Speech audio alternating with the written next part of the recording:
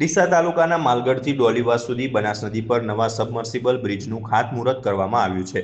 રાજ્યના વન, પર્યાવરણ, climate change અને વાહન વ્યવહાર વિભાગના મંત્રી પ્રવીણ માળીના હસ્તે સોમવારે આ ખાતમુહૂર્ત સંપન્ન થયું હતું. આ બ્રિજ ₹36 કરોડના ખર્ચે 18 માસમાં તૈયાર થશે, જેનાથી 12થી વધુ ગામોને ડીસા શહેર સાથે સીધો અને ટૂંકો રસ્તો મળશે.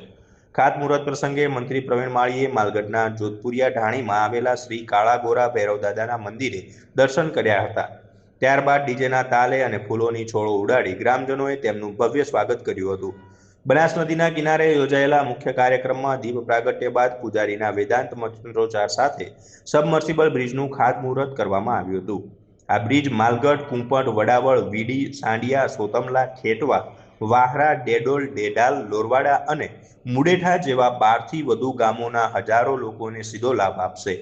ડીસાના ધારાસભ્ય અને મંત્રી પ્રવીણ માળીએ આ પ્રોજેક્ટનો વિગતવાર અહેવાલ રાજ્ય સરકાર સમક્ષ રજૂ કર્યો હતો.